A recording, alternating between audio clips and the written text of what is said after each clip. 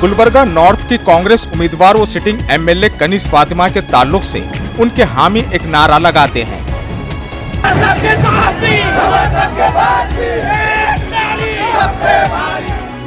एक नारी सब पे भारी।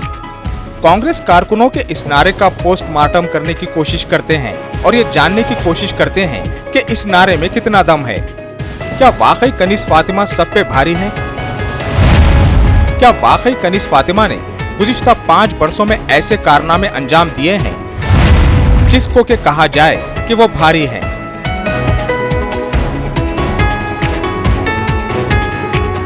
चलिए सबसे पहले ये जानने की कोशिश करते हैं कि भारी लीडर किसे कहते हैं। भारी लीडर उसे कहते हैं जो सामने वाले की आंख में आंख डालकर बात करने की हिम्मत रखता हो। भारी लीडर उसे कहते हैं जो सामने से उठने वाली आवाज को अपनी आवाज से दबा दे। भारी लीडर उसे कहते हैं जब वो बोलना शुरू करे तो सबकी बोलती बंद हो जाए। भारी लीडर उसे कहते हैं जब वो असेंबली या पार्लियामेंट में बोले तो हर कोई कायल हो जाए।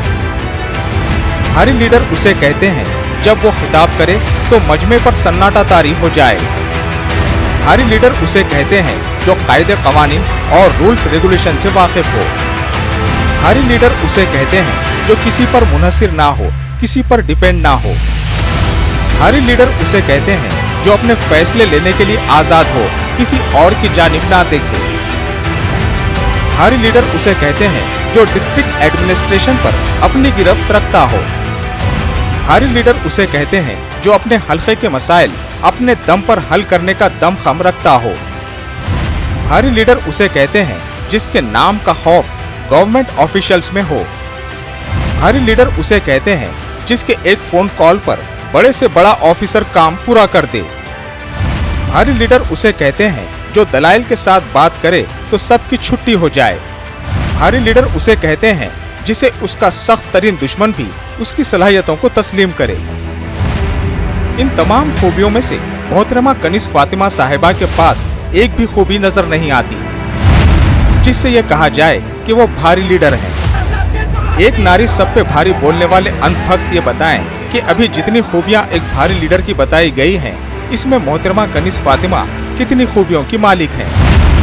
गुज़िश्ता 5 वर्षों में मैडम ने अपनी किन किन खूबियों का इस्तेमाल किया, अपनी भारी लीडरशिप क्वालिटी से कितना गवर्नमेंट ऑफिशियल्स पर असरअंदाज हुई और खुद को किस हद तक भारी लीडर साबित किया। चलिए सिक्के का दूसरा रुख भी देख लेते हैं, जिसके बाद आपको भी ये समझने में आसानी होगी कि मैडम कनीज फातिमा आखिर कितनी कमजोर लीडर हैं। मैडम कनीज फातिमा को किसी लैंग्वेज पर कमांड हासिल नहीं है। मैडम को ना तो कन्नड़ा आती है और ना ही अंग्रेजी आती है। मादरी जबान उर्दू भी झिझक कर पढ़ लेती हैं। 5 वर्षों के दौरान मिल्लत पर कई एक मसाइल आए, लेकिन कनीज फातिमा असेंबली में खामोश रही। पार्टी लीडर से छोटे साहब और बड़े साहब के नाम से मुखातिब होती हैं। मैडम कनीज फातिमा के पास खुद एतमादी और सेल्फ कॉन्फिडेंस की सख्त कमी है। एमएलए मैडम के पास बॉडी लैंग्वेज 0 है। मैडम के चेहरे पर हमेशा हवाइयां उड़ती नजर आती हैं। कनीज फातिमा को एडमिनिस्ट्रेशन की जर्रा बराबर भी जानकारी नहीं है। गवर्नमेंट ऑफिशियल्स मैडम को आसानी से गुमराह कर लेते हैं। मैडम कनीज फातिमा अपना कोई फैसला खुद नहीं करती। सरकारी कामकाज के लिए मैडम कनीज फातिमा अपने भांजे आदिल सुलेमान पर मुनहसिर रहती हैं। किसी भी मिली या पॉलिटिकल इशू पर मैडम का कोई नुक्ते नजर नहीं होता। मैडम कनीज फातिमा आजाद मीडिया से बात करने से हिचकिचाती है। सिटी पॉलिटिक्स में कोई जिम्मेदारी खुद कबूल करने के बजाय दूसरे लीडरों के हक में सरेंडर हो जाती है। मैडम कनीज फातिमा को एक एमएलए के प्रोटोकॉल तक का कोई इल्म नहीं है। सरकारी दफ्तरों में हायर अथॉरिटीज तो छोड़िए, एक मामूली क्लर्क भी मैडम के नाम पर रिस्पॉन्ड नहीं करता।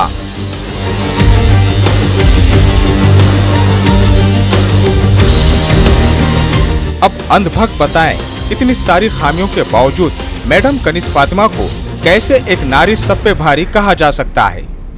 5 वर्षों में मैडम ने कहीं पर भी किसी से भी मुकाबला आराई नहीं की।